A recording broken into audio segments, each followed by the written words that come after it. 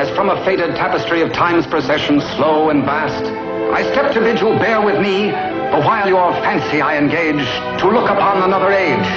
An age when on the human tide the plumed wave of chivalry rose to its summit, sweeping wide across a nation's mighty sea. France never shone a brighter power than in this high, romantic hour. So come with me to France of old, to fiery days when hearts beat high, when blood was young and hate was bold, and sword crossed sword to do or die. For love and honor gloried then, and friendship reached its peak with men. Friends were friends in those brave days. Athos, Porthos, Aramis, aye, graved our hearts with a mystic phrase, bound our lives with a mystic tie. Come, stir your soul with our ringing call of all for one, and one for all. Come on! Come on! Come on!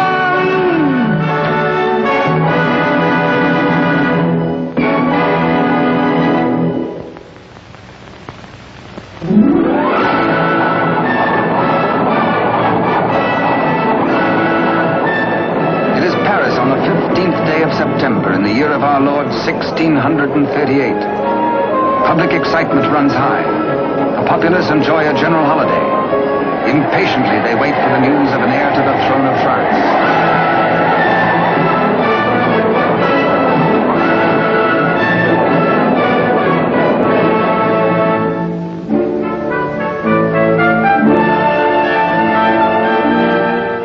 His Majesty Louis XIII, King of France. Maintaining his royal authority through the wits of others, he is himself weak and vain, and lives in the oily smiles of a small circle of favorites. But the court is alive with intrigue. There are parties within parties, conspiracies beyond conspiracies, plots and counterplots.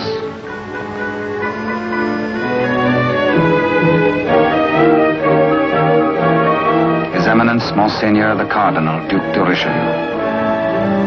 He is the greatest statesman of the day and manipulates the strings which guide the king. His is the real power, subtle, cunning, and often ruthless. Still no one questions his devotion to the glorious kingdom of France.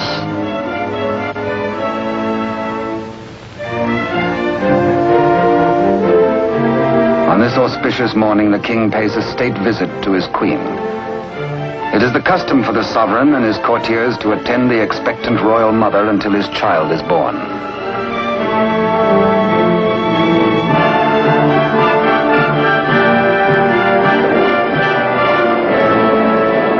D'Artagnan, of the King's Musketeers. Relieved of his duties at court for the day, he hurries to the home of his sweetheart, Constance Bonacieux. Constance is seamstress to the Queen and is expected at the palace, so she cannot tarry long.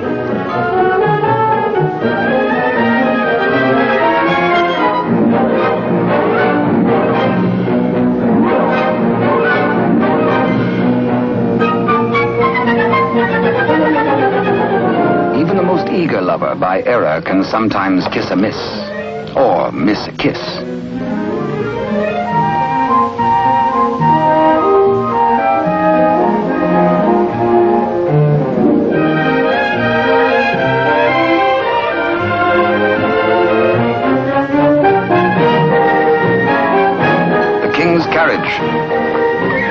It arrives for Constance. She carries an infant's layette in a crocheted basket for the Queen.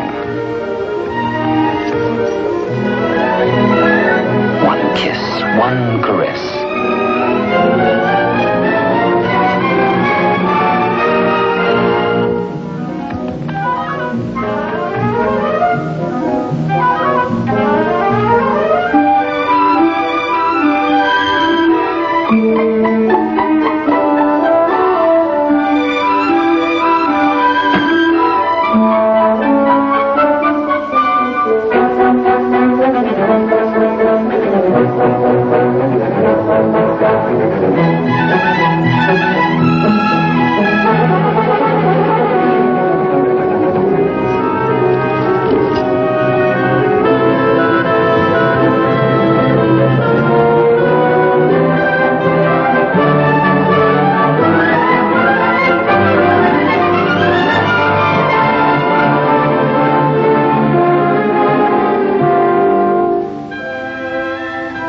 This truly is a delicate plant requiring privacy to grow into a tender blossom, the dream of all lovers.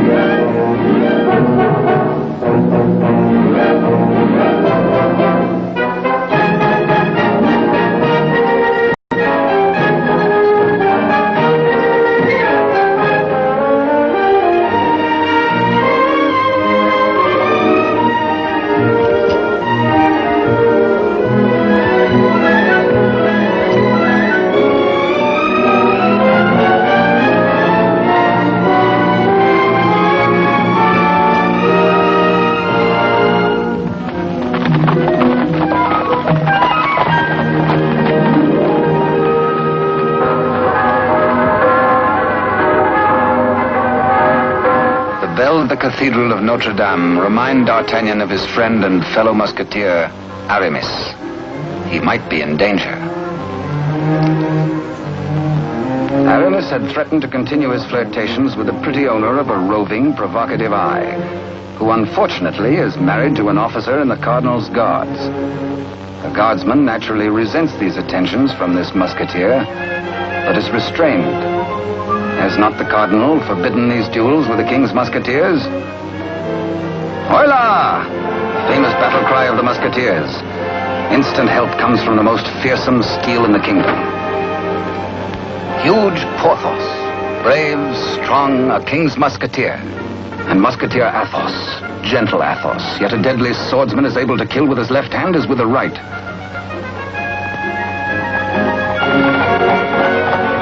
D'Artagnan!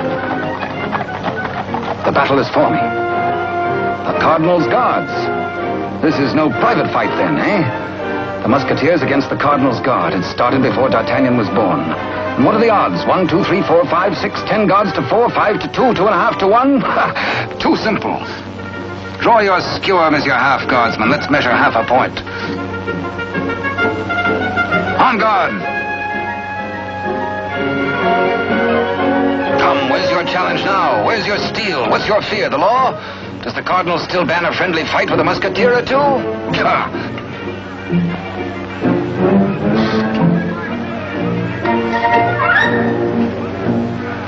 Porthos, as always, is thirsty.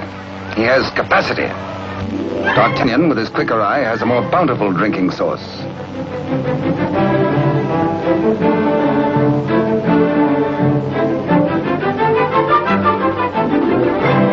Porthos can put out a hand and pick up the pot he's slavers for. Why waste energy walking? Come, driver, come inside with us.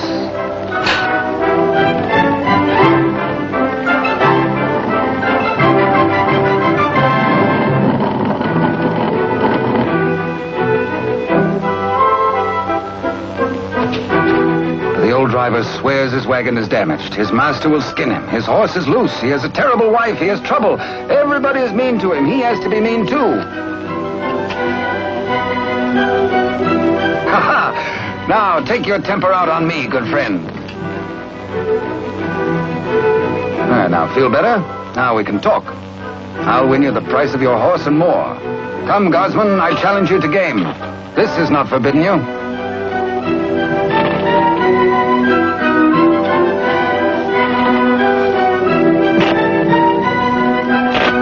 The dice are kind. Here's 20 times your price.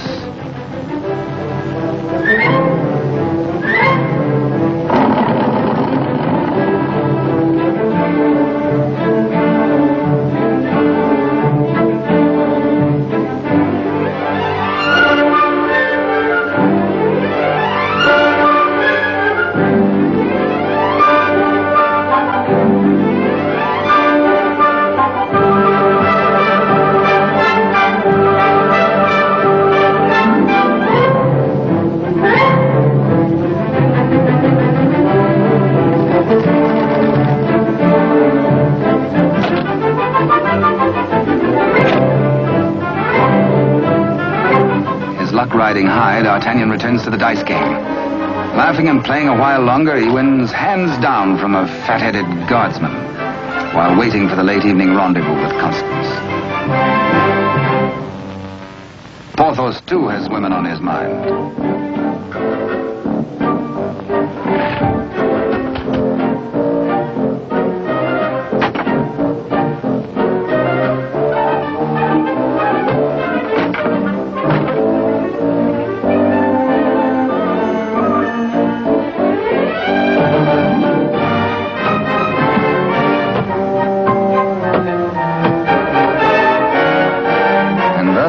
The only battle the Musketeers ever lost in fair fight. Of course, it has to be with a fair sex.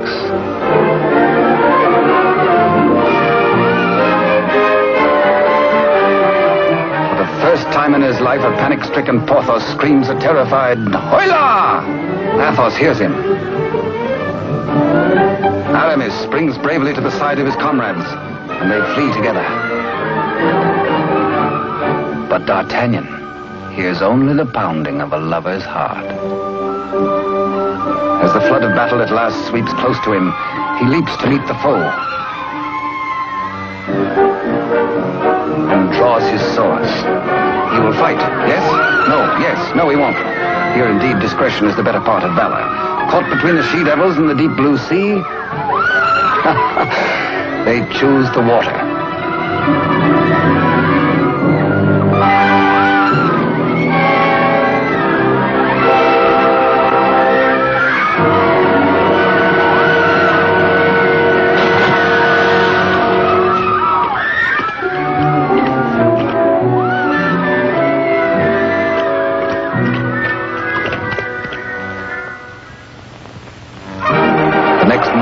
City is in ferment. The pressure beyond the gates is so great that the people are admitted to the courtyard.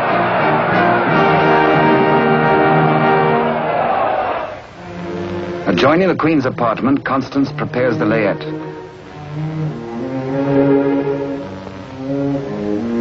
She is informed by Father Joseph, the Cardinal's trusted henchman, of the imminence of the royal birth.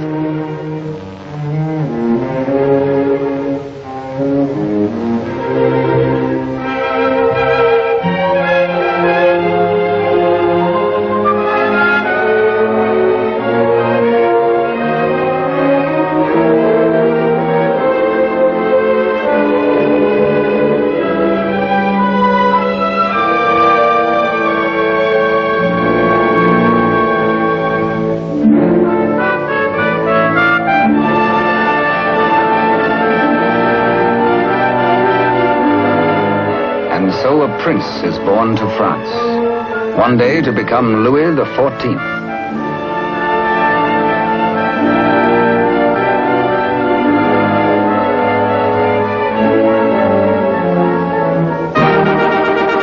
By ancient custom, his royal father presents him to the people.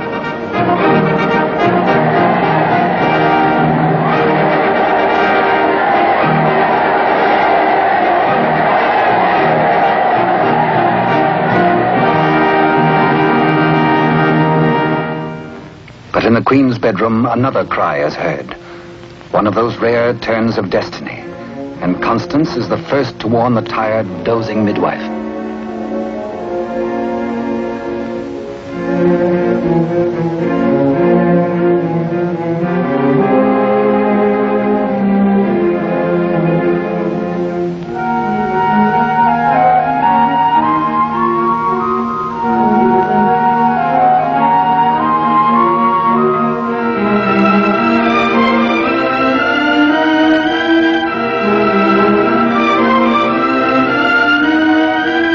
Father Joseph grasps the vast consequences of this extraordinary event. This news must be conveyed discreetly to Cardinal Richelieu before it gets abroad. He writes a message inside the wrapper of some medicine, intends it for the Cardinal's eyes alone.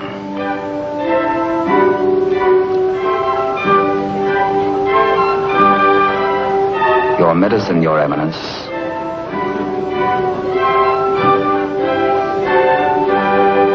Duke de Rochefort, conniving head of the most powerful faction in court, working always in self-interest against the king and cardinal, pretending loyalty to both.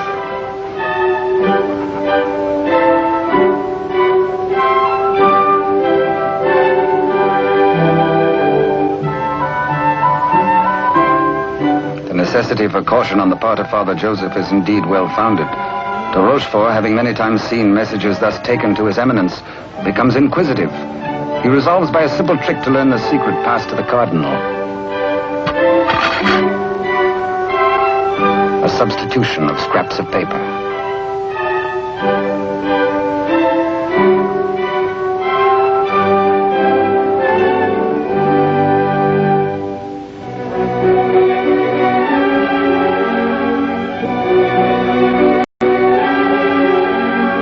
The Cardinal realizes that enemies of the regime can do irreparable damage. 2 heirs to the throne. 2 rival parties of courtiers. More quarrels, more bloodshed. Poor France, helpless, torn between 2 factions. The secret of the twins must indeed be forever guarded, if France is to have peace, and if he, the Cardinal, is to retain his power.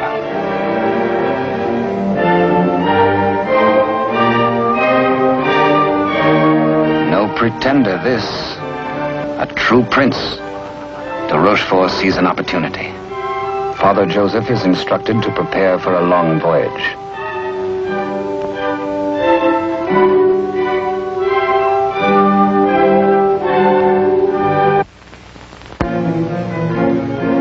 The Cardinal has a plan. He sends a page to summon de Rochefort.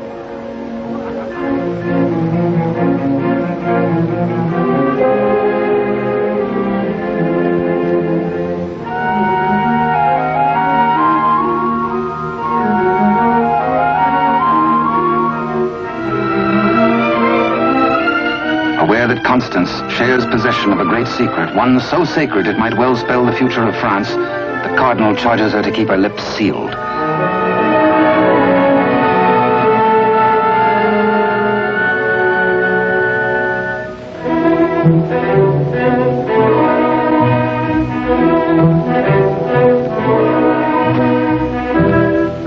Richelieu entrusts the wily de Rochefort with Constance's safety. She must not be permitted to see anyone until further notice. The Cardinal is not at liberty to tell his reasons, but de Rochefort is making his own plans.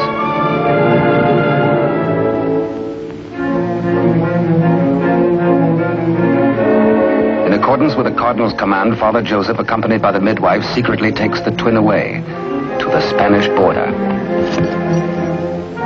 The child shall be raised as a commoner with no knowledge of his royal birth.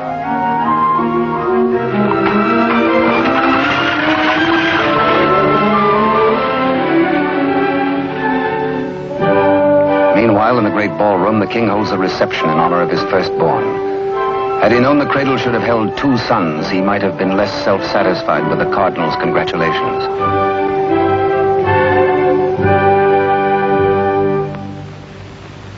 To the notorious Milady de Winter, de Rochefort comes to reveal this chance of fate. The future of France may be in their hands. He tells her he will turn Constance over to her. She is to escort Constance to the convent of Saint-Gamel. There, force her to tell the whole of the Cardinal's secret and plans. He will play one against the other, Cardinal against King, for his own ambition.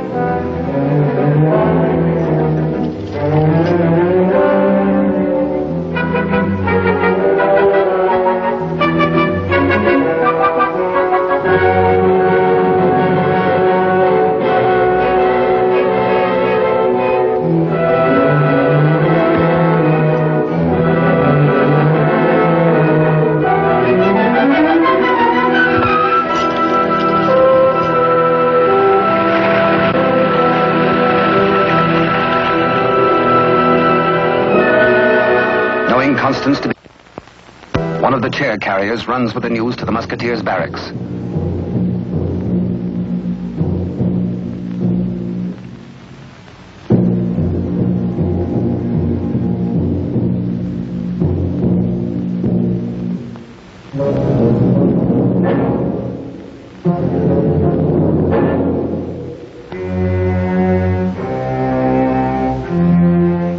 D'Artagnan, wake up! Constance taken by force, by de Rochefort.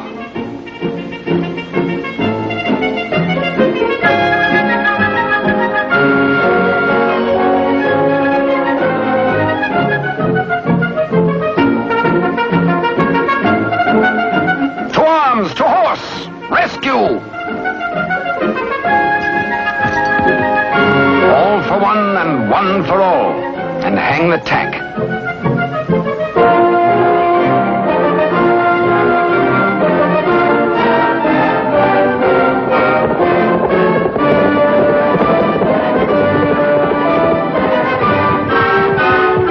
The wily cheat is in no mood to cross steel with this angry Gascon bent on justice.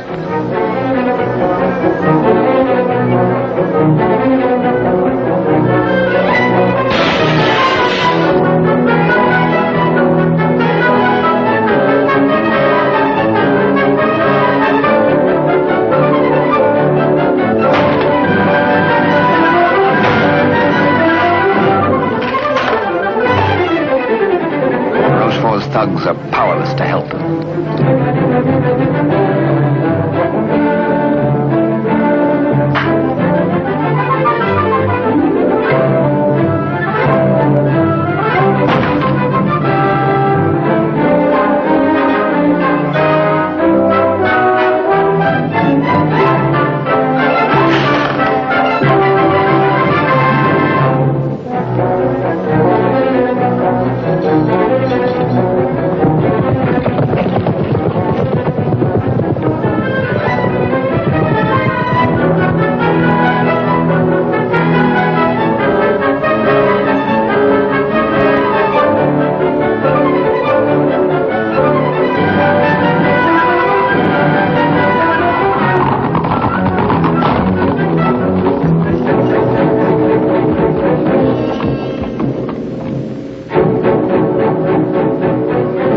Rochefort is stubborn.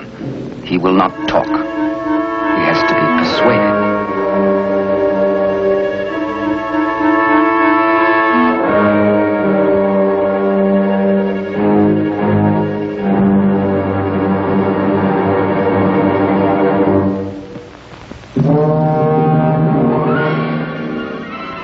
The probe goes on. Where is she? Where is Constance?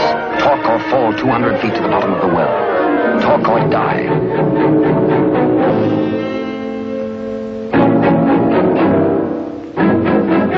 The Cardinal's guard look on, afraid to act. A strand at a time, steel cuts through him. Thin strands of it, and now but two.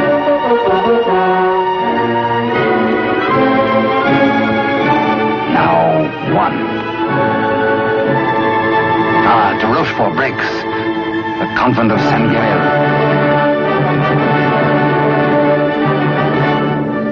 To the rescue!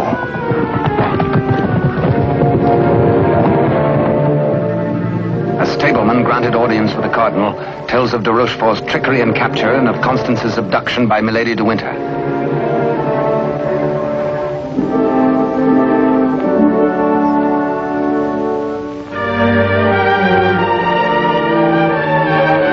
Richelieu and his escort reached the well to confront the Duke.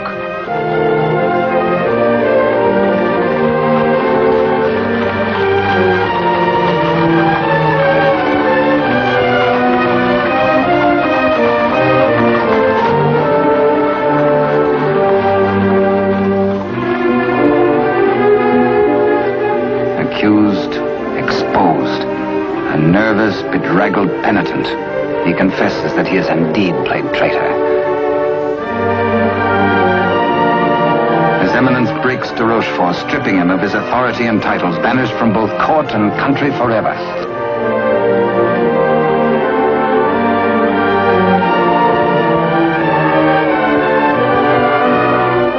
Fearing for the safety of Constance, the Cardinal speeds in pursuit of Milady de Winter.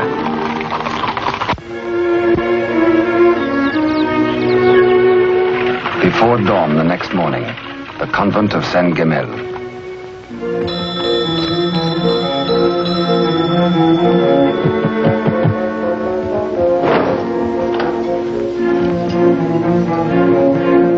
Milady de Winter assures the unsuspecting nuns her prisoner is an enemy of the state, to be confined to the convent on orders of the Cardinal.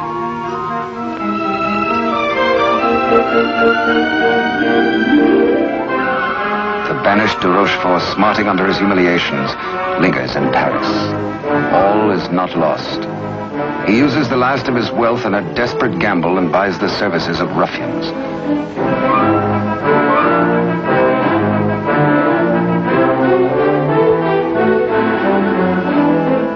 Pursue the Cardinal and assassinate him. Next, find D'Artagnan and his 3 musketeer friends and put them to the sword.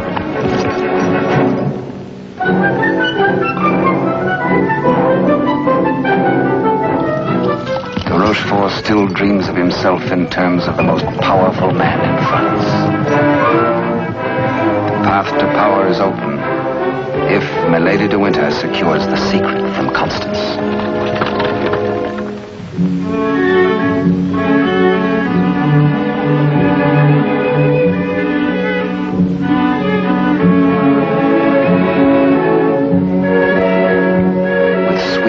And honeyed entreaties, the unscrupulous Milady de Winter seeks to cajole Constance into telling all she knows.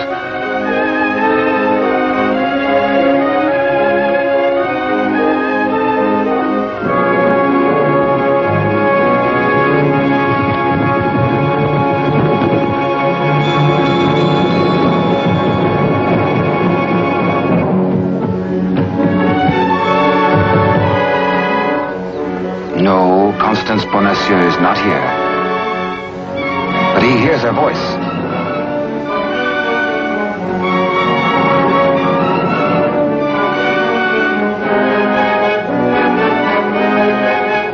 Hola!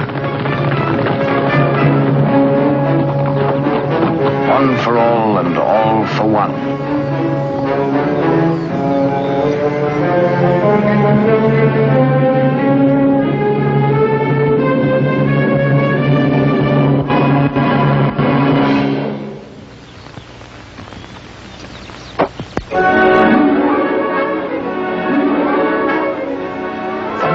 Public criminal, burnt by a branding iron into her flesh, a sign to all.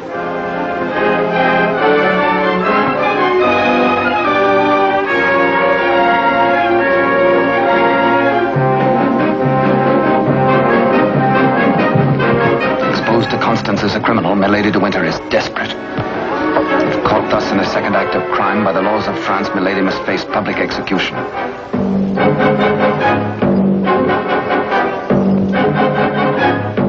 Her life or that of Constance.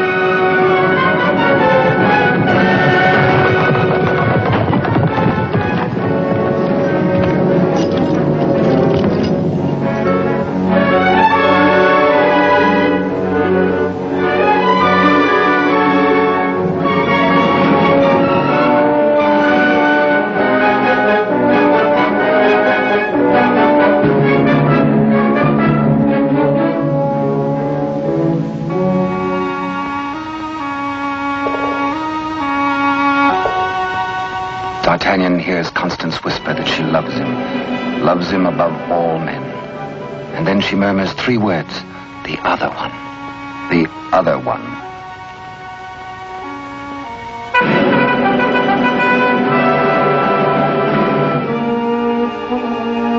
D'Artagnan strains to hear the faint pulse of her words, but Constance dies. The musketeers take Milady de Winter to her punishment.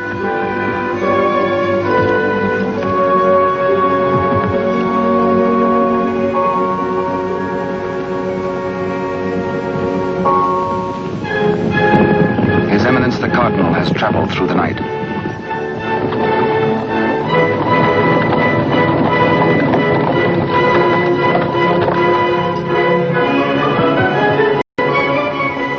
He hears the dreadful news from the Mother Superior. Constance is dead.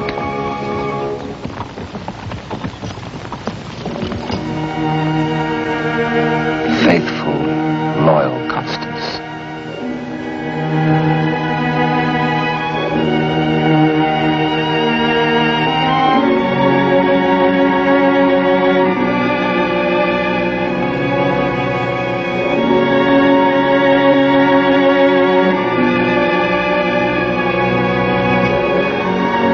Arrest the murderess, Milady de Winter, and all in concert with her.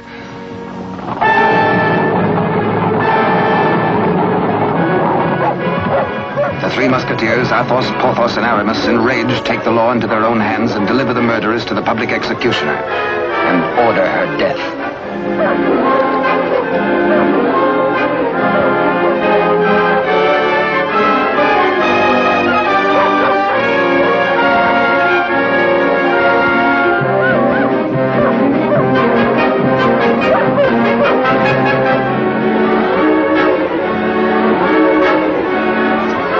Then de Rochefort's cutthroats close in on the Cardinal's troop.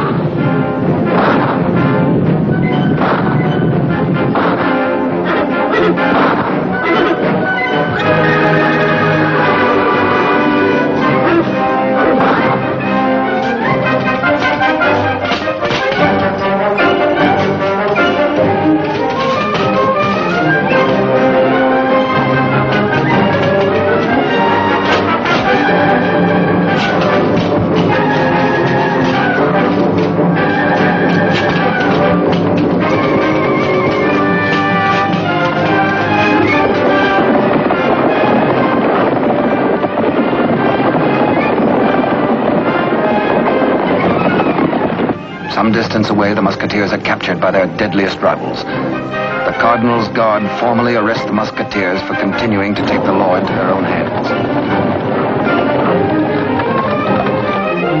Disarmed, the musketeers are set against the wall for execution.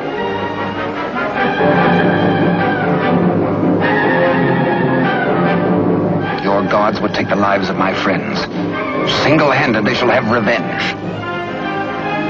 The Cardinal asks a moment to ponder. Constance dead. A murderess executed. Enough blood has been shed. Now this strife twixt musketeer and guard shall end.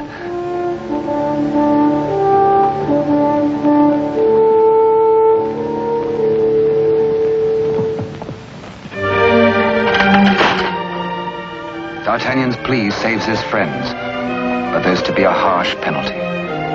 Richelieu's plan concerns the state, and these continuing disputes between his guard and the king's musketeers. The four musketeers must separate, never to come together again on pain of death. His judgment, oh, a sorry day. The musketeers are banished, each to his own province, never to visit Paris again, nor set foot beyond the bounds of his own fields.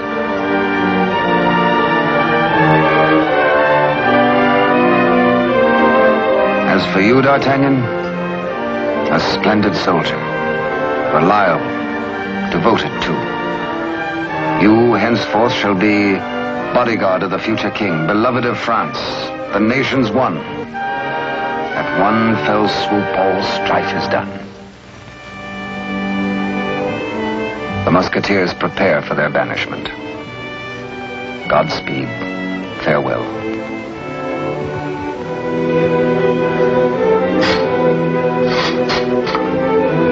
Eternal friendship, it shall not pall.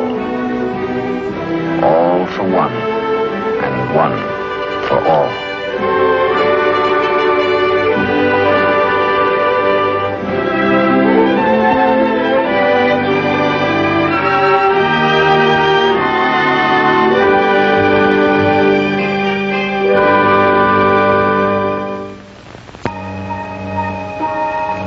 Years have passed.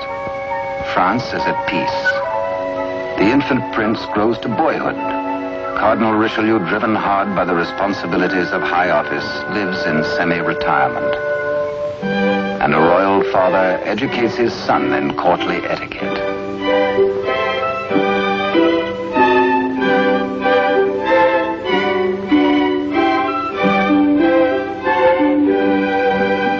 In failing health, His Eminence lives in hourly expectation of death, troubled by word that the second twin bears an identical likeness to the heir.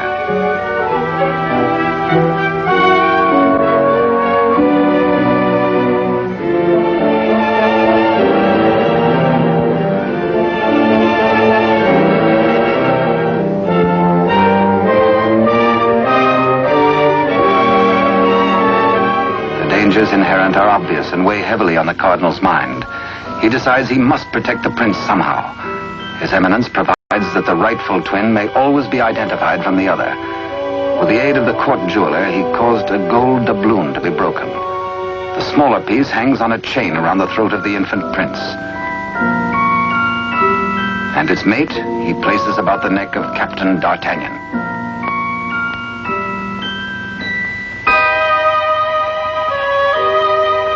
And so, by joining the pieces, the true heir to the throne of France and the prince's first guardian are known to one another for all time. He starts to say, I hold a secret, but the chill hand is upon him. The life spring ebbs, and the great voice is silenced.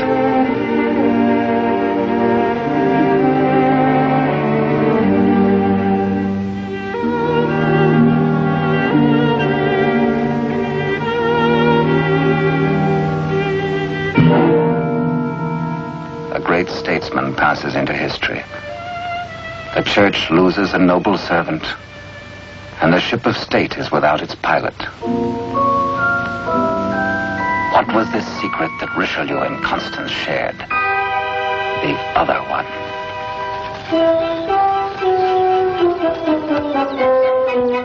Across the Spanish border, the prince's twin brother is reared by servants of the late Cardinal.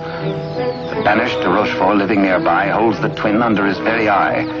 He bides his time. He has only to wait patiently for the proper day.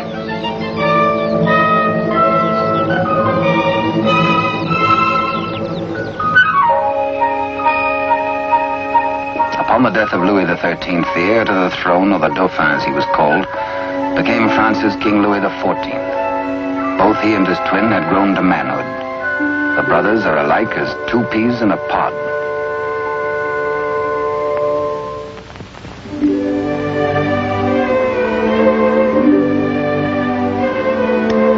Years have passed and more since Richelieu bent his iron will to break the bonds that held us four. But Porthos, Athos, Aramis, I will ride once more. Once more we'll heed the clarion call of all for one and one for all.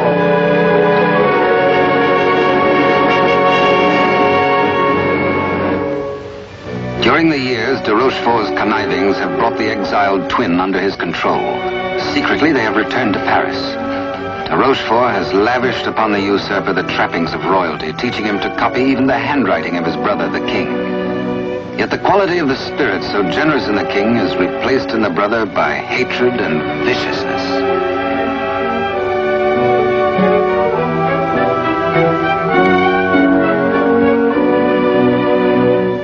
The king's valet, a de Rochefort spy, brings long-awaited news.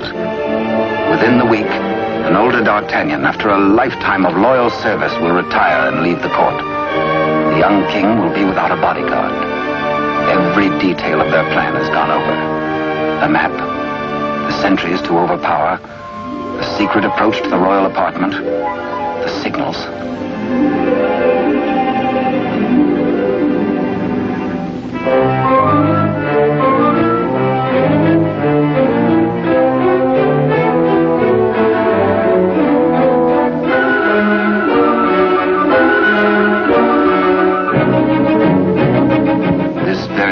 Rochefort tells the pretender, you will be His Majesty Louis XIV, King of France.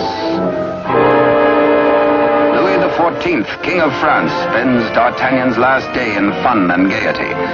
The king has applied himself to an education in horsemanship, sportsmanship, and swordsmanship. No two men were ever closer, except they were father and son.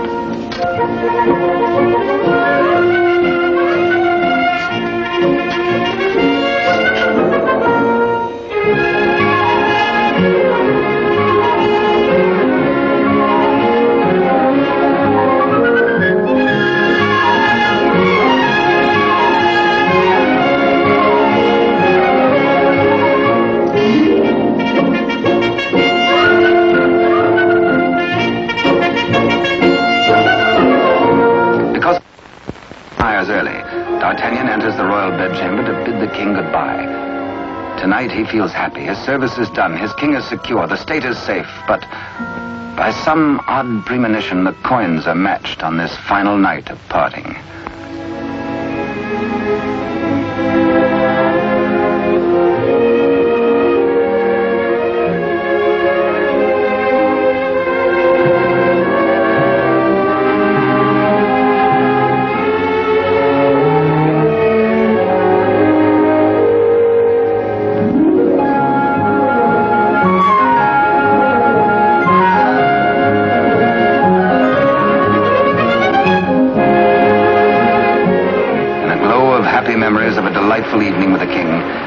Captain D'Artagnan arrives outside his lodging and is amazed to find himself beset by ruffians. Angrily, the Gascon plans his battle. First, he deals with the dagger-man decoy, sticks him with his own blade, throws the man's cape to the edge of an open sewer, places his own cape over the decoy's body, and fires his own pistol. Hey, up! On to the balcony.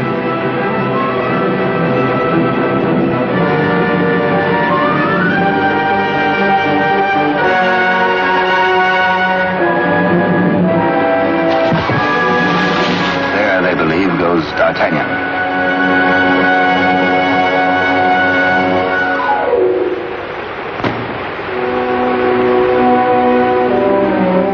Thoughtful D'Artagnan returns to his lodging. For a peaceful man to be waylaid on a city street is something new. He had spent the evening with his king. He reflects. Has the palace discipline been slackening too? Sentries were not where they should have been. His soldierly heart is disturbed for the safety of his king.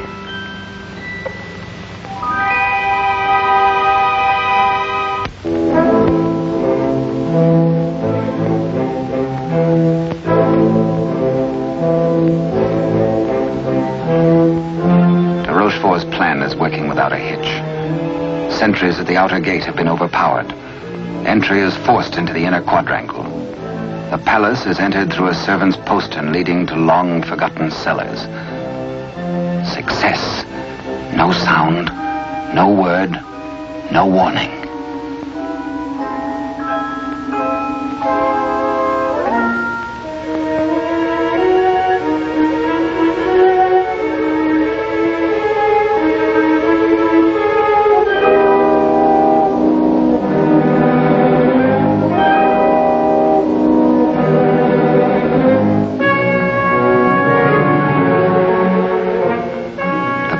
Waits impatiently below for the deed which will make him king.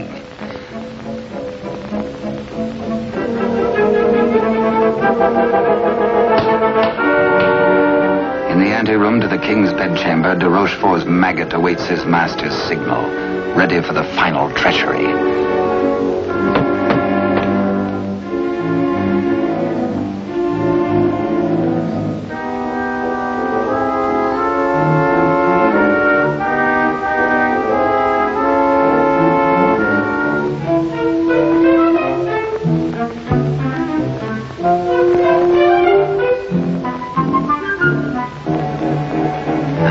After 11 o'clock on this fateful night, in one tragic moment, France loses her rightful king.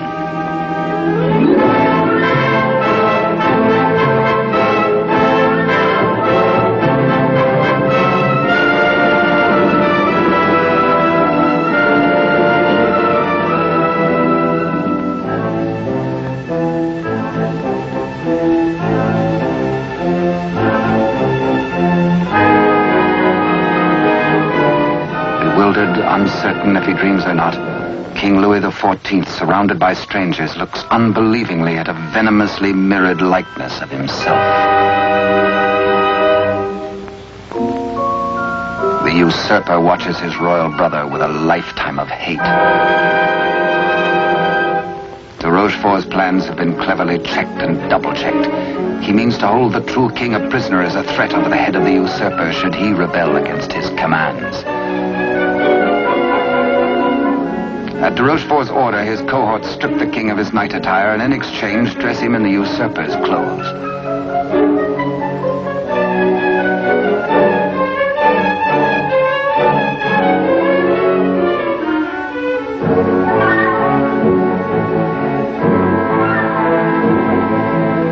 Into the palace cellars, a messenger reports breathlessly. D'Artagnan is dead. His body thrown in the river. Complete triumph at last.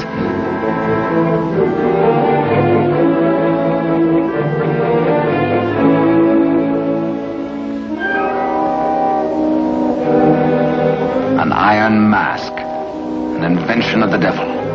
An iron mask, a prison within a prison, is placed over the head of the rightful King Louis XIV and locked at the neck, his countenance concealed from all men.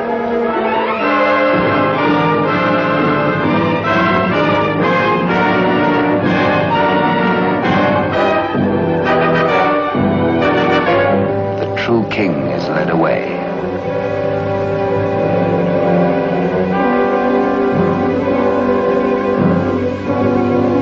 In the quiet of the royal apartments, the true king's bed is occupied by the usurper. Trusted servitors have been spirited away. The twins' lackeys have replaced them.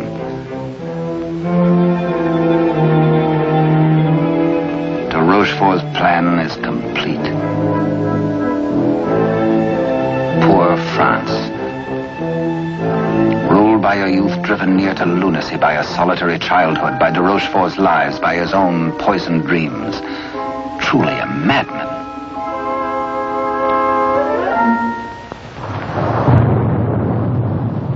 Suffering in human life is proportioned to human strength. When the young king, stupefied and crushed, found himself led a prisoner to a cell in the Chateau Sainte Marguerite in the south of France, he fancied at first that death is like sleep and has its dreams. He believed himself to be a spectator, a palpable phantom of his own suffering. A torture the more terrible since it might be eternal. Eternal death. How can I have died? I am a king, yet not a king, enthroned upon a funereal couch. No, no, dear God, do not punish me who have done nothing. Why am I thus punished? Like a cloak, the chill of the dungeon falls upon his shoulders. So dwells the real Louis XIV in a living hell, to remain thus the rest of his days.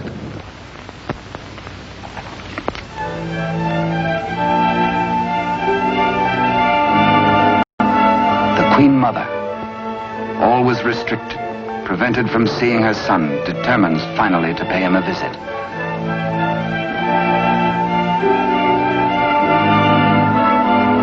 In place of the affectionate and courtly Louis XIV, to her horror she finds herself repulsed. Doubts, again doubts. What strange malady besets my son? She thinks again of the other one. De Rochefort hurries to the king's apartment, fearful that a mother's heart has sensed the truth. In pretense of humility, he asks the Queen Mother to leave. Affairs of state.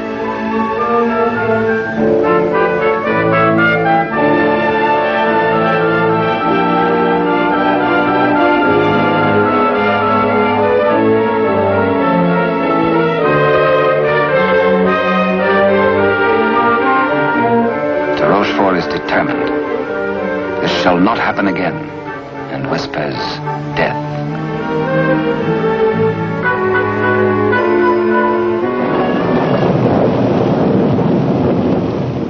Day by day, night upon night, the prisoner prays for some way to get word to D'Artagnan.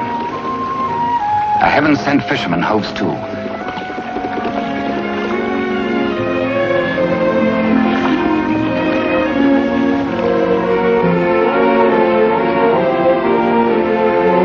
He finishes scratching a message into pewter, and as all good prayers must be, his prayer is answered.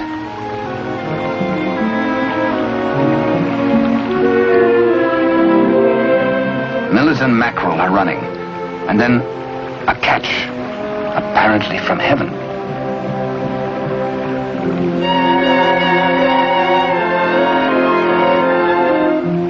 The fisherman reads the name of D'Artagnan, the idol of the nation. A written word, a beloved name, an urgent message. He, a patriot, needs no urging.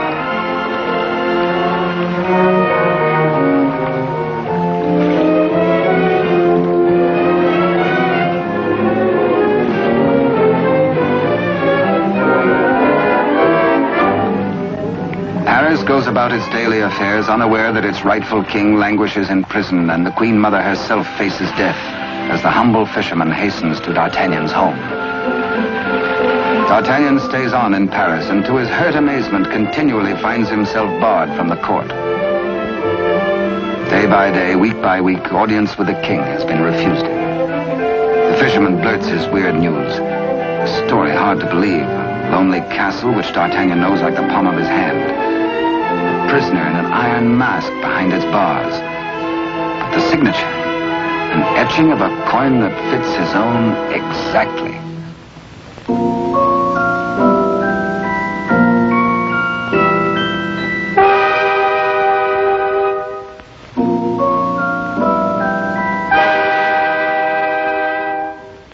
Come, friend, eat and drink. There is business at last for me at the palace.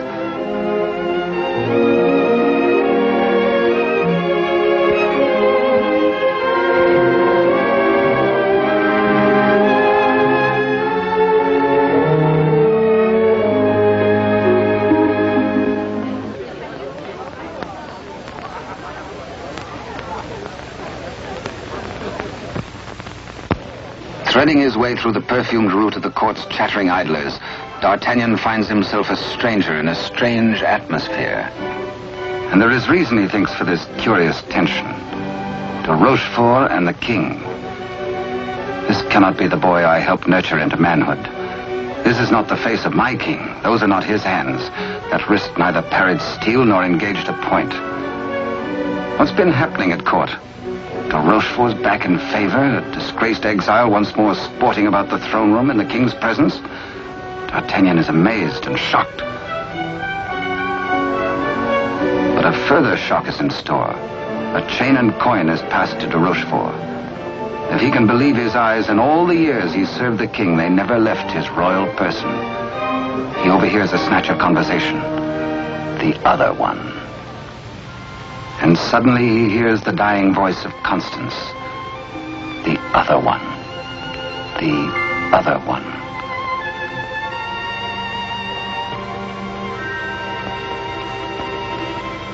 What did she mean? A message signed by the royal coin. A king, not a king. And a court alive with known traitors. D'Artagnan smells a rat. But a rat has seen him and gives warning. The palace guards are alerted. And all exits barred.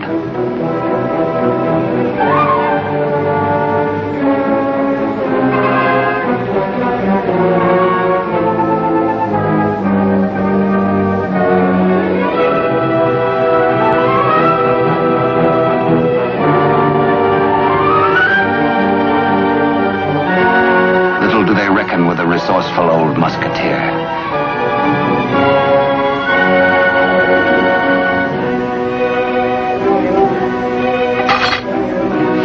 D'Artagnan orders a king's loyal troop to be hurried to meet him at the Chateau Sainte Marguerite.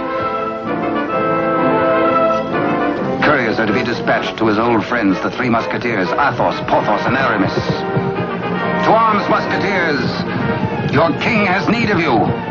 One for all, and all for one. The jig is up. D'Artagnan lives and knows. There's pewter plate. Perhaps even now he has reached the prison gate.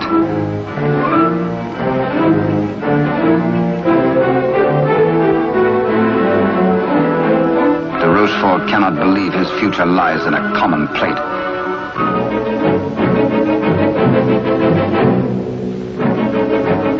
Quickly, he resolves to end all doubts.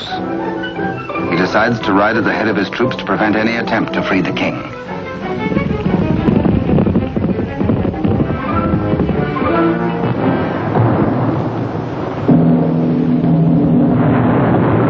The puzzled D'Artagnan has reached the Chateau Sainte Marguerite, certain that his comrades will join him. Under cover of the raging storm, he rose to the grotto beneath the castle. Many a time as a young officer, he had patrolled this grotto passage. It led, he knew, to the arsenal. Beyond that, the armory. Then the main hall and staircase to the tower itself. Up there is the man in the iron mask, the writer of the message.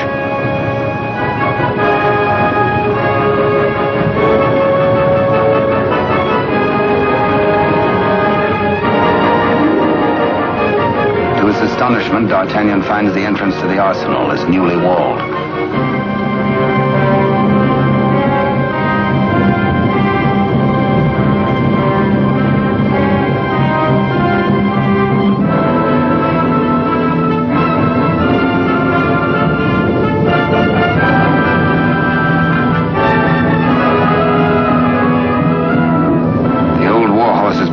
hazard it alone if necessary.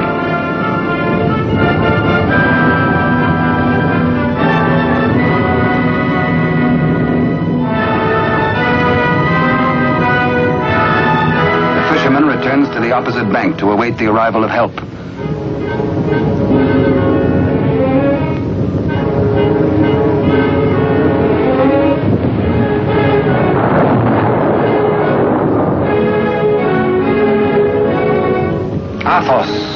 A few years older, a little more grizzled, the same brave companion as of old, ready and willing for any gambit.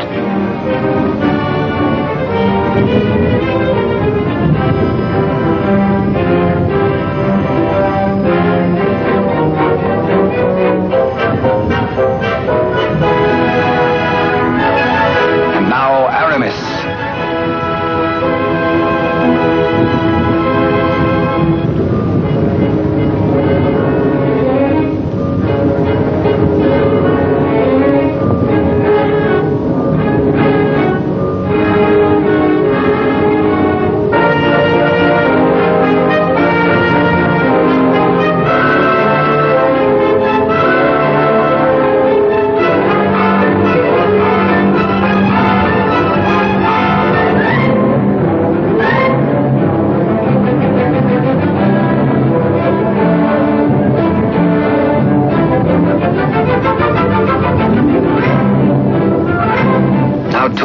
Comrades have arrived.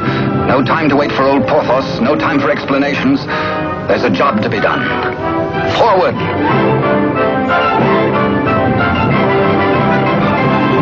Through the racks of gunpowder barrels to the main hall, and the tower staircase itself.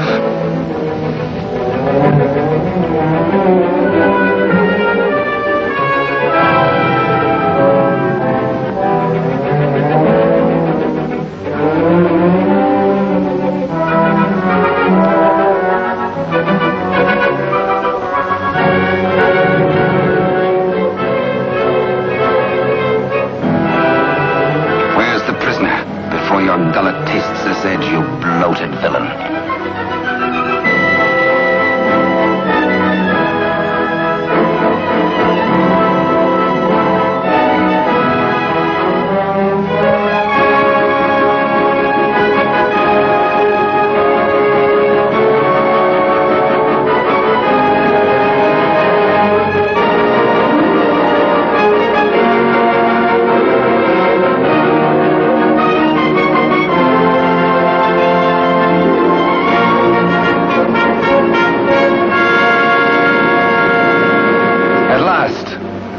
D'Artagnan knows the voice.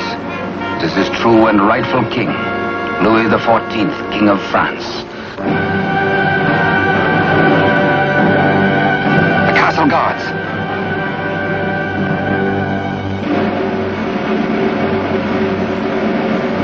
The challenge is met. Hola! The musketeers fight together again.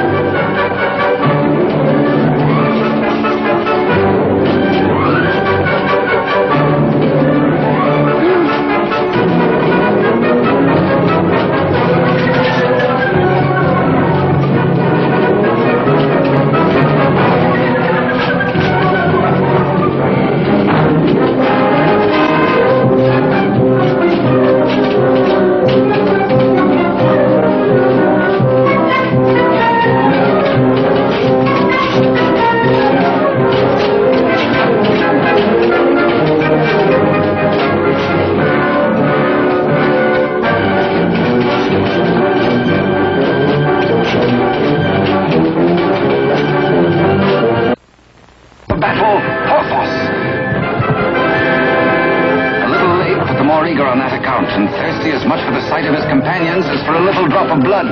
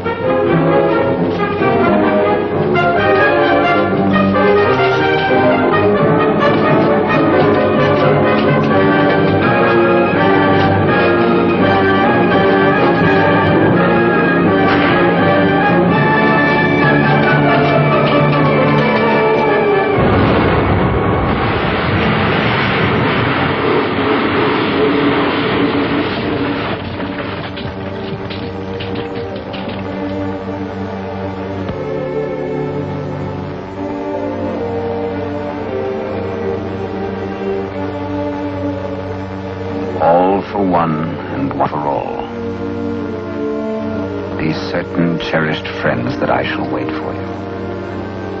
What good times we had together, eh?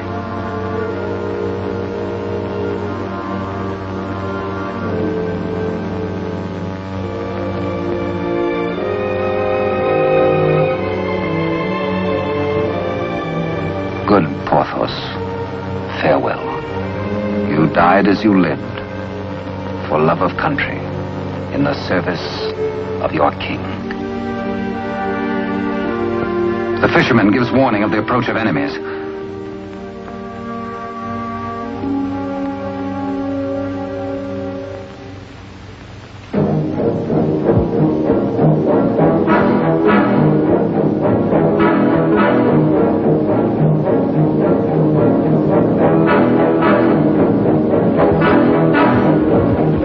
The musketeers surround the king and gallop off to Paris. Rochefort rides hard in a last effort to keep his house from crumbling.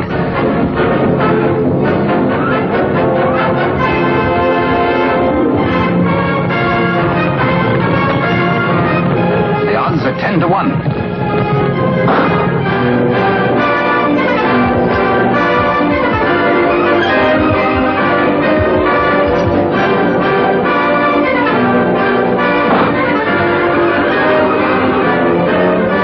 Majesty. On to Paris. Farewell, gallant Aramis. A traitor's bullet struck you down. Meanwhile, Athos crosses swords with de Rochefort.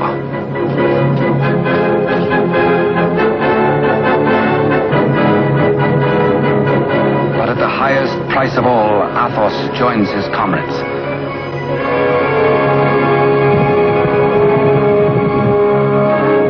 Without knowing his own peril, the half-wit, half-king entertains his royal mother at a palace luncheon.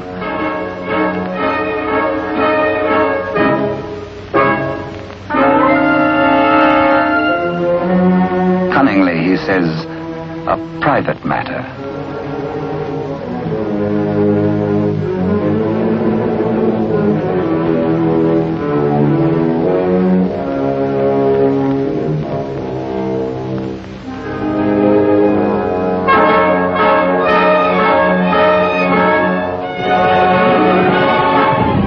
From the palace, friends or foe?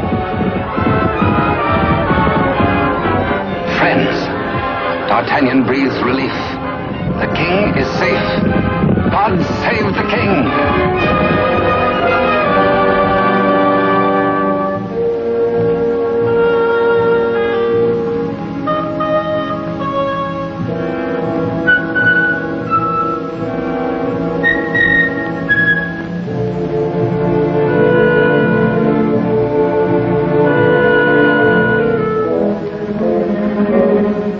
Queen Mother suspects this attempt on her life.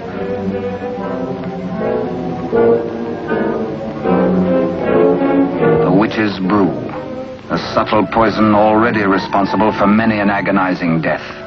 Raise your glass, madam. Drink to your king, to your country and its illustrious people. Come, I give you France. Dare she refuse? It is the edict of her son, the king.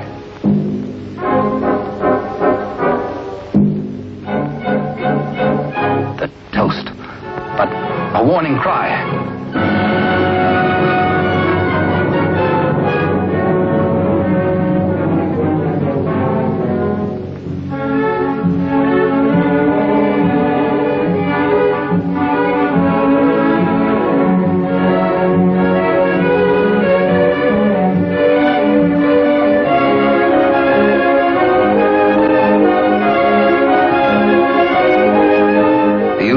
Finally gets his rightful crown.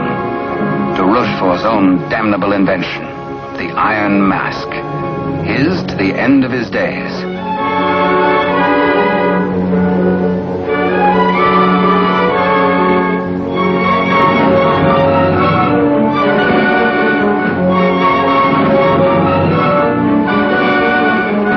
As D'Artagnan pours away the poisoned wine, the usurper takes swift, bitter revenge.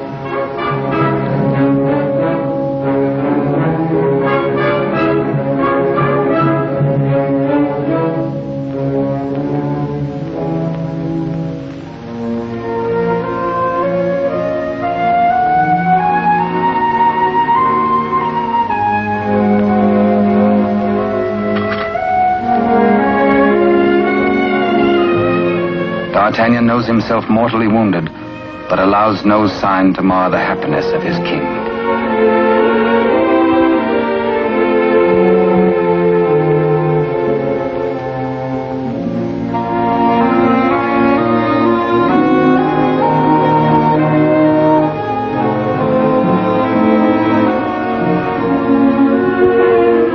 Blood, the weapon of the murderer, with crimson evidence on the blade.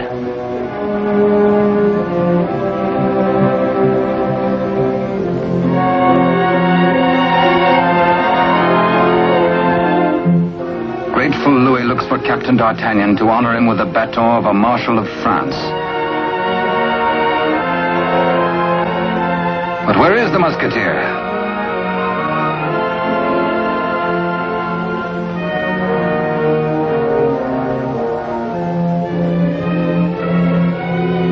The court resounds with the king's commands and his cry to find his friend and mentor. What a man may think when he knows of the approach of death is secret between himself and his maker. Perhaps the gallant musketeer thinks most of his lost love, Constance, and of all the tender, lonely years kept warm by her memory. He dies in hope of faith that she might welcome him, that once again they might be one. How can they die, these bright ones? How may such energy, once released, be prisoned by earth or stone or grave? We die as we lived, say they, with life. And with life, how can there be death? Only remember us. Only open a little book and we shall always be with you. To ride a fine horse, or to cross a sharp blade, or carouse with a barrel, or dally with a maid. Come one, come all.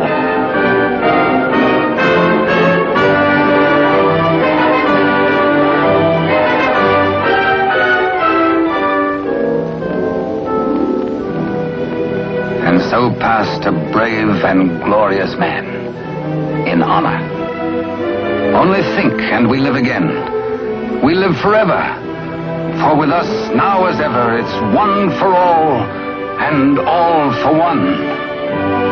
And thus it was in France of old and fiery days, when hearts beat high, when blood was young and hate was bold, and sword crossed sword to do or die. For love and honor gloried then, when life was life, and men were men.